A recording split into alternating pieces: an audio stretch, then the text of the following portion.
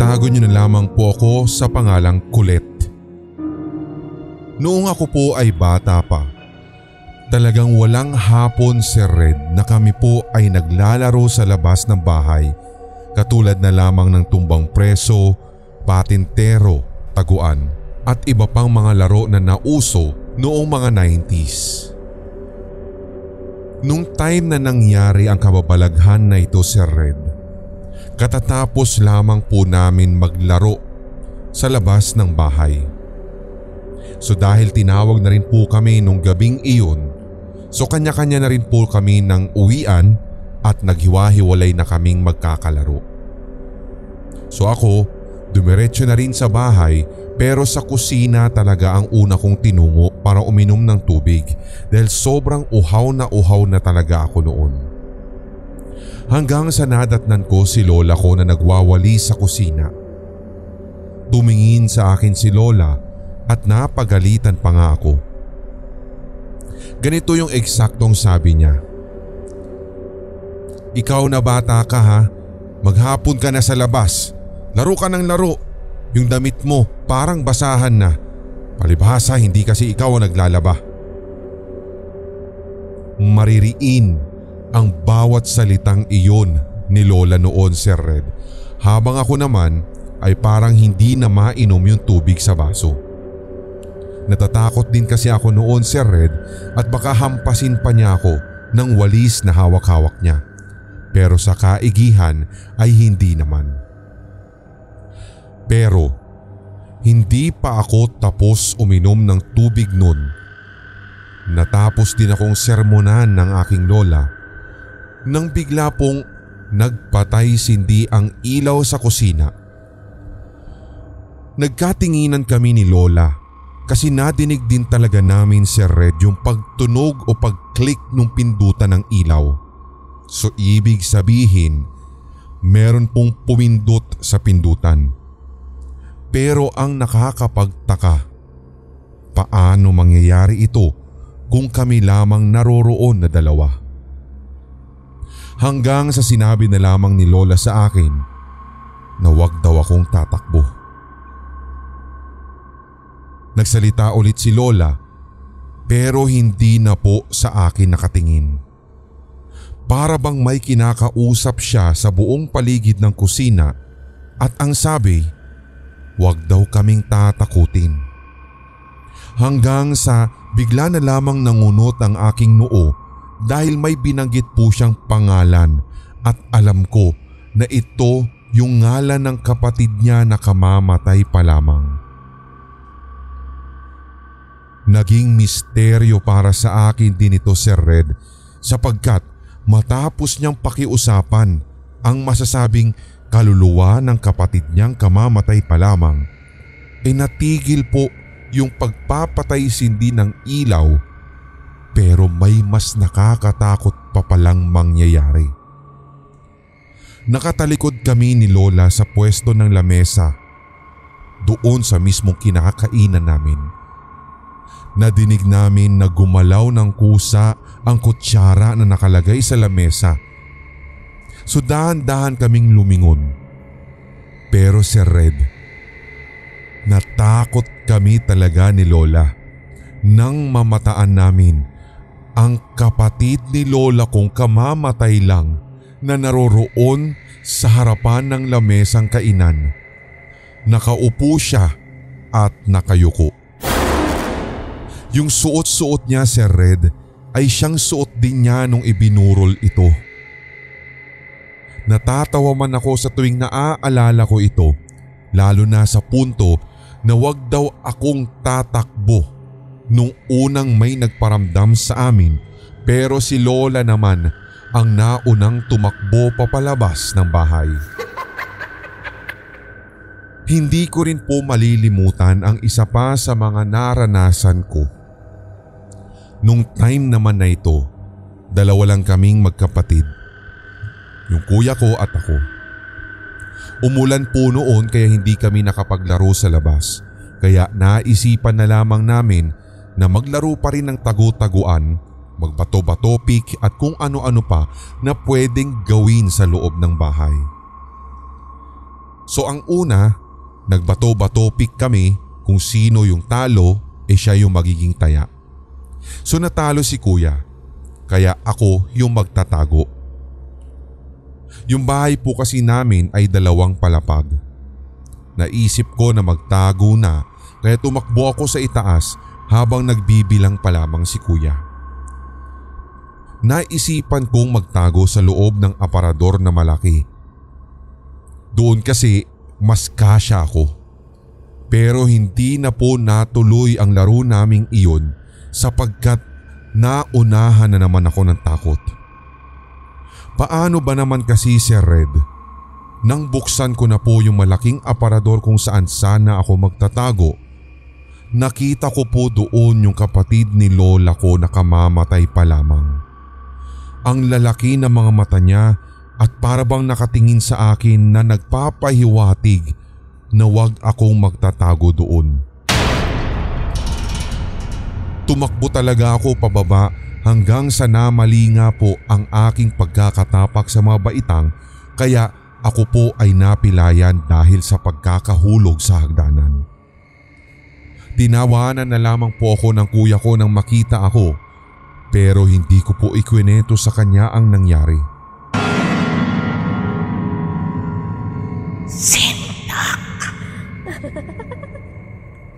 Magandang gabi po sa lahat ng mga solid Sindak short stories listener na katulad ko. Sa katunayan po, isa po ako sa mga bagong followers ninyo pagdating po sa podcast hanggang sa natuntun ko na po kayo dito sa YT. Ako po si Rui. Hindi ko po sure kung meron na pong nakabasa nito somewhere sa isang sikat na Facebook page at Facebook group. At actually ito pong kwentong ito kasi Sir Red ay ikinoment ko po sa isa sa kanilang mga pages. I don't know kung may nagnakaw ng story kong ito pero since ako naman po ang may-ari, pwede ko pong i-share sa inyo. Ako po kasi yung tinatawag nilang insensitive na tao. Pero sa katunayan, malakas yung pakiramdam ko sa mga unusual na bagay lalo sa isang lugar or bahay. Let me take you back sa aking pagkabata. 7 years old at noong kami po ay nakatira pa ng mga kapatid ko sa probinsya ni Papa sa Bicol. Medyo may kalibliban na po talaga ito at may kalapitan na rin sa bundok.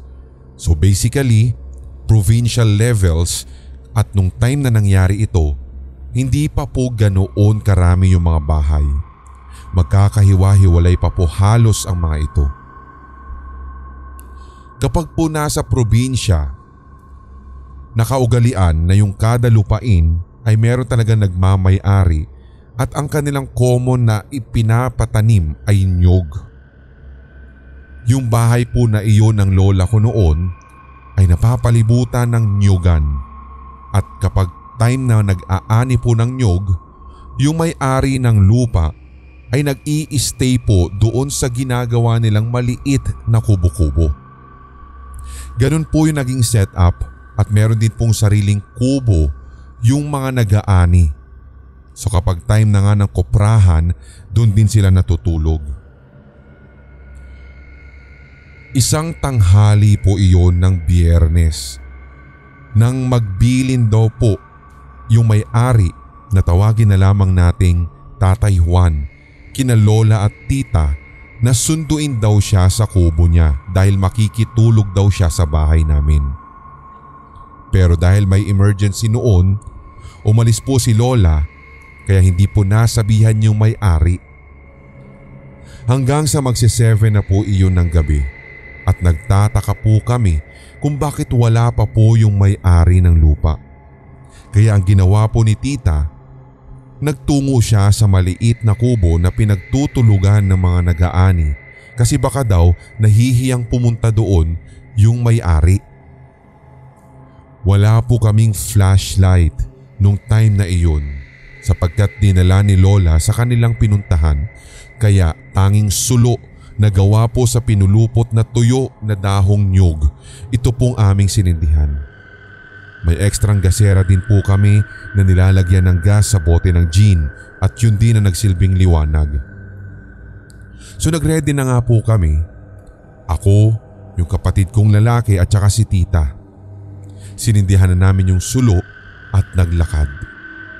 5 minutes po ang aming itinagal bago makarating sa kubo ni Tatay Juan.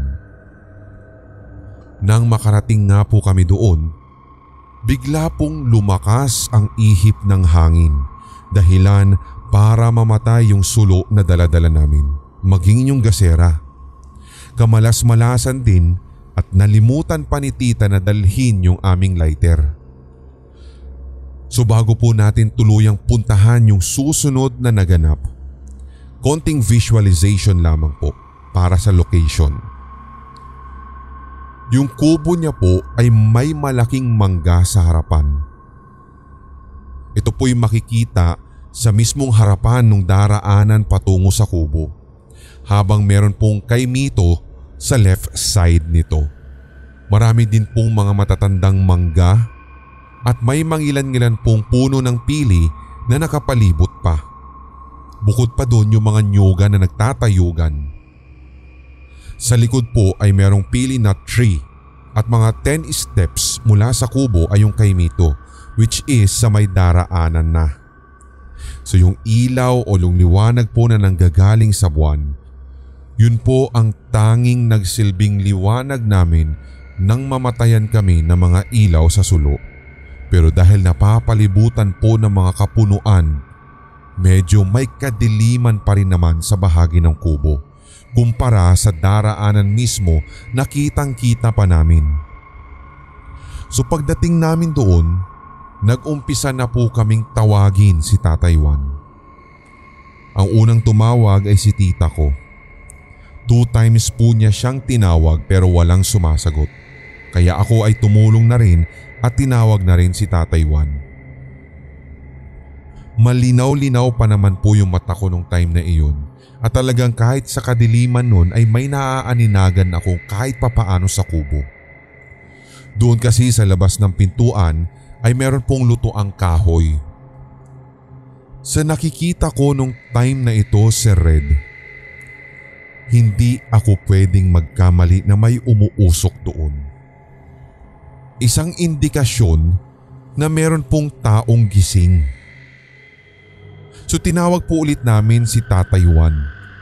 Ang sabi ng kapatid at ng tita ko, umuwi na lamang daw kami, baka daw tulog na si Tatay Juan. Pero iginiit ko na merong tao.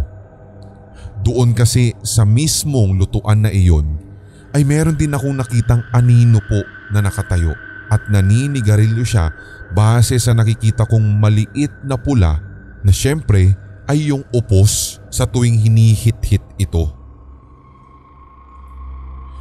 Pinipilit ko po talaga yung mga kasama ko na ituloy namin ang pagtawag o kaya ay dumiretso na kami sa bahay kubo. So tinawag po ulit talaga namin. Lumingon pero naka-steady lang yung anino sa nakikita ko.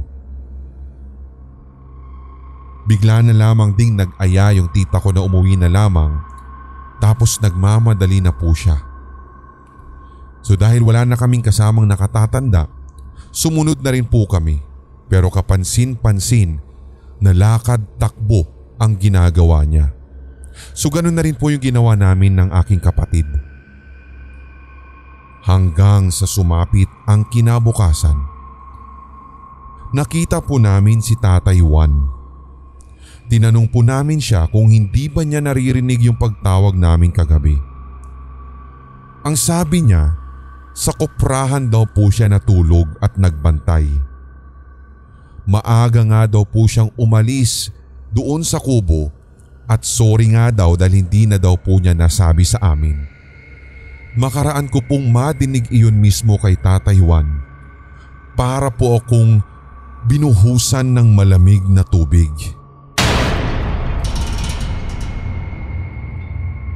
Ako na nakakita ng anino na parabang naninigarilyo na nakatayo doon sa may dapog ay talagang kinilabutan ako. Sinabi ko sa kanila ito, Sir Red, at maging sila ay natakot. Hanggang ngayon nananatiling palaisipan sa akin at kapag naaalala ko iyon, naiiyak ako dahil sa labis na kilabot. Parang bumabalik yung alaala ko nang makita ko yung nilalang o kung anumang klase na lamang lupa iyon. Nanlalamig po ako kahit halos 17 years na po itong nakalilipas. Hanggang sa umusbong ang mga kwento-kwento doon tungkol sa kubo. Maaaring ito daw ay dulot ng mga elementong nakatira sa punso sa loob ng kubo. Misteryoso nga din daw po itong lumalaki kada taon. Yung puno naman daw po ng mangga, halatang halata na may matagal na rin daw pong nakatira dahil kung pagbabasehan, bukod sa matanda na, ang laki-laki ng size ng puno na ito at tiyak may nagbabantay at mas lalong may nakatira daw doon.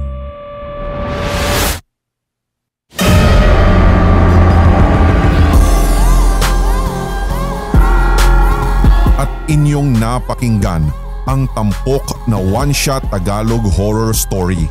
I-like, mag-comment at i-share ang episode na ito sa inyong social media, mga certified kasindak. Huwag pahuhuli sa mga bagong kwentong katatakutan dito sa ating channel, kaya pindutin na ang subscribe button at ang notification bell. Hanggang sa susunod na kwentuhan dito sa Sindak Short Stories.